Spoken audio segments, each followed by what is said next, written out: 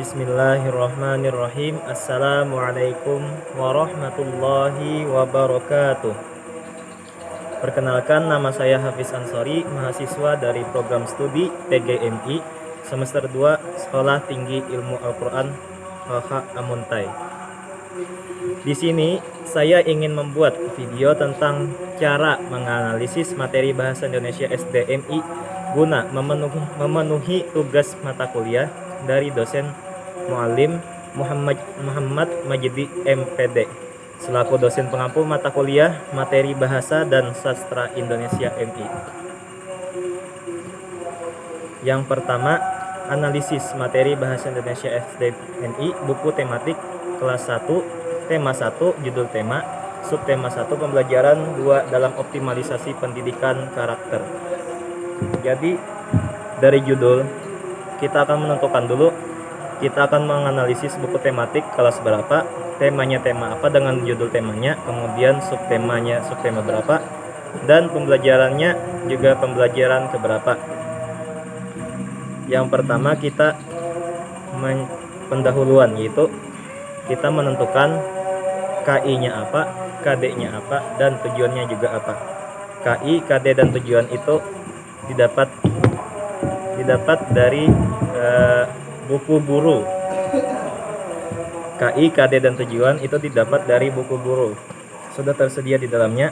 Nah, jadi nanti kan kita cetak KI-nya apa. Jadi di sini KI dari pembelajaran 1 misalnya adalah yang pertama ini, yang kedua ini. Kemudian kalau sudah membahas tentang KI-nya, kita membahas KD bahasa Indonesia dari tema berapa tadi? Misalkan dari tema 1, subtema 1, dan pembelajaran 1 adalah, nah di situ kita tulis KD-nya. Sudah tersedia di buku guru, buku tematik khusus guru. Kemudian tujuannya apa? Tujuan dari pembelajaran 1 tadi ada di situ. Mungkin ada beberapa poin. Nah, misalkan ada 4 poin, dari poin pertama sampai poin kedua, itu kita salin, kemudian kita letakkan di tempatnya di sini, mengetikkan cara menganalisis. Kemudian penjelasan materinya, penjelasan materi bahasa Indonesia MI secara umum. Nah, pertama kita pengertian bahasa dulu. Apa itu bahasa? Nah, jadi kita menjelaskan di situ pengertian tentang bahasa. Kemudian kalau sudah, baru kita menjelaskan apa itu bahasa Indonesia. Nah, secara singkatnya bahasa Indonesia adalah merupakan mata pelajaran yang sudah ditetapkan mulai dari kelas 1 sampai 6 SD, kelas 9 sampai kelas 7 sampai kelas 8 SMP atau MTS, kelas 10 sampai kelas 12 SMA atau MA. Kemudian bahasa Indonesia SDMI terbagi berapa di situ secara umumnya.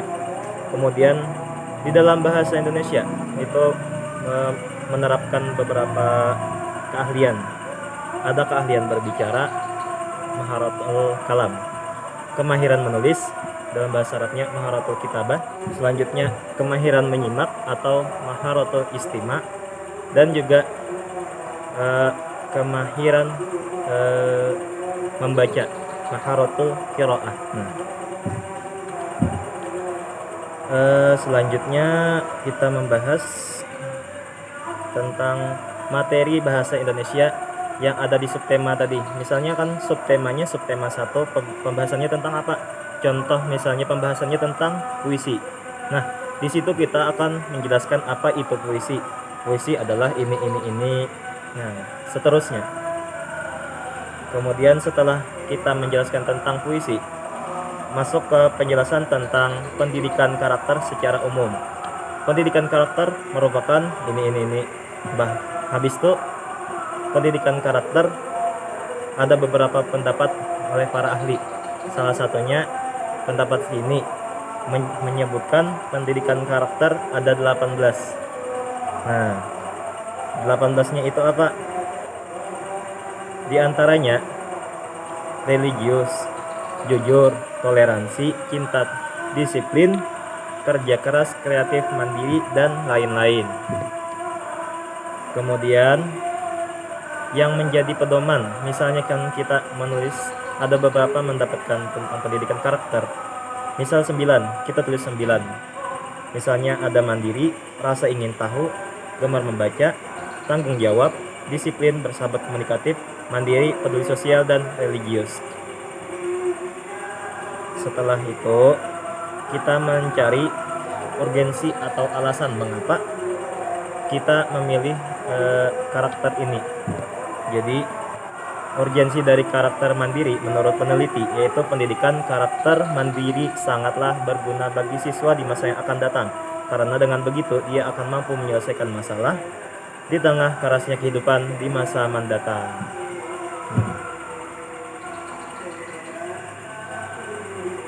Kemudian masuk bagian B yaitu deskripsi dan korelasi bahasa materi bahasa Indonesia buku tema 6 subtema 1 pembelajaran 1 dengan pendidikan karakter. Nah, masuk di bagian deskripsi, kita menjelaskan di deskripsi itu pertama kita buka dulu buku siswanya. Setelah kita membuka buku siswa, kita cari materinya tentang pembelajaran bahasa Indonesia. Nah, di situ nanti kita akan menjelaskan bagaimana caranya berjalannya pembelajaran, yaitu bagian deskripsi. Contoh, pada pelajaran pertama itu ada materinya ayo mengamati. Nah, ayo mengamati kan mungkin guru menyuruh para siswanya untuk mengamati. Mengamati apa? Mengamati materi yang ada di dalam. Mungkin nanti akan disuruh gurunya untuk menjawab, bisa. Kemudian materi kedua, di situ ada ayo membaca, ayo berdiskusi. Guru menyuruh para siswa untuk membaca misalnya membaca puisi yang ada di dalam buku tersebut. Kemudian berdiskusinya untuk apa? Yaitu untuk membicarakan tentang puisi tadi. Apa saja yang ada di dalam puisi?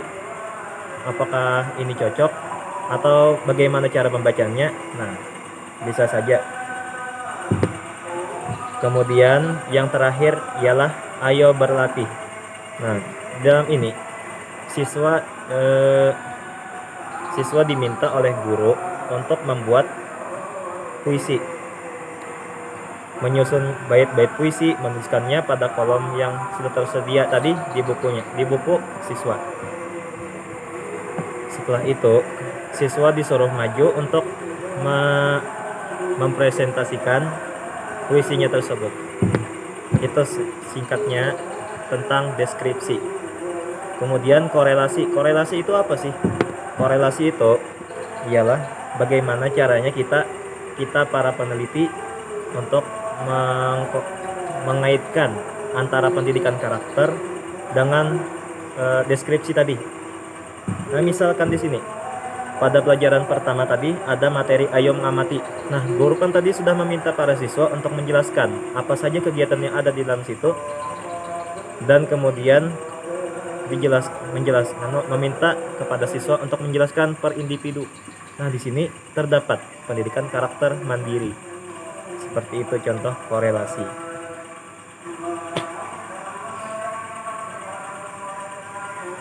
Kemudian bagian C, analisis materi bahasa Indonesia buku tema berapa tadi? Saya ngambil tema 6 subtema 1 pembelajaran 1 dengan pendidikan karakter. Nah, jadi para peneliti menulis ada 3 kegiatan dalam pembelajaran bahasa Indonesia. Pada kelas 4 tema 6 cita-citaku, subtema 1 aku dan cita-citaku pembelajaran 1, yaitu kegiatan pertama ayo mengamati, kegiatan kedua ayo membaca dan berdiskusi, dan kegiatan ketiga ialah ayo berlatih yang dikorelasikan dalam pendidikan karakter. Nah, jadi di sini menganalisis tentang korelasi tadi. Di paragraf 1 ada berapa? Misalkan ada 3 pendidikan karakter, tulis di situ 3. Misalnya 1 pendidikan karakter mandiri, 2 pendidikan karakter rasa ingin tahu, dan 3 karakter gemar membaca. Nah, misalnya ada 3 paragraf, berarti dalam tiap paragraf pasti minimal tergantung juga sih, antara 1 sampai 3 atau 1 sampai berapa mungkin. Nah, contohnya di sini paragraf 1 terdapat pendidikan karakter. Ada 3 pendidikan karakter. Yang pertama, karakter mandiri, ditandai dengan langkah guru tadi meminta siswa untuk menjelaskan tentang apa saja kegiatan yang biasa dilakukan oleh orang yang bekerja pada gambar tadi di buku siswa. Nah, hal ini sesuai dengan pendapat siapa? Pendapat para ahli. Nah, di sini ada dikatakan oleh pendapat Ajat Sudrajat, mandiri merupakan sikap dan perilaku yang tidak mudah tergantung pada orang lain. Ya, seperti itu kurang lebihnya. Setelah kita mengkorelasikan dengan antara pendidikan karakter tadi, kita tambahkan pendapat-pendapat para ahli tentang pendidikan karakter tadi. Selanjutnya, kalau sudah semuanya, kita sambung ke materi, yaitu kesimpulan. Kesimpulan ini diambil dari materi yang pertama, pendahuluan, sampai yang saya tadi, analisis.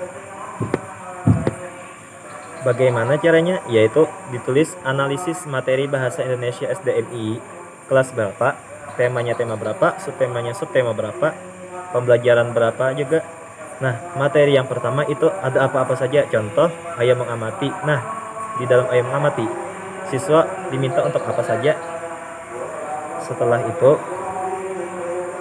ini diambil dari deskripsi pada alinea kedua, kemudian dikorelasikan dengan pendidikan karakter. Contohnya, misal guru mengajak para siswa untuk mengucapkan hamdalah. Nah, di situ terdapat salah satu contoh karakter religius.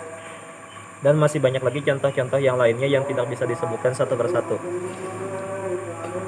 Kemudian setelah itu dimasukkan lagi di dalam kesimpulan, ada beberapa pendidikan karakter yang didapat oleh peneliti tadi, kita atau peneliti. Misal ada 9, kita tulis 9 itu di kesimpulan. Kemudian kita tuliskan yaitu pendidikan karakternya apa-apa saja. Contoh, ada mandiri, karakter rasa ingin tahu, pendidikan karakter gambar membaca, dan lain-lain. Setelah selesai meletakkan pendidikan karakter tadi, maka selesai juga kesimpulannya. Setelah itu baru daftar pustaka. Misalkan ada footnote yang diletakkan di dalam analisisnya tadi, maka letakkan juga sumbernya di daftar pustaka. Sekian dari saya. Assalamualaikum warahmatullahi wabarakatuh.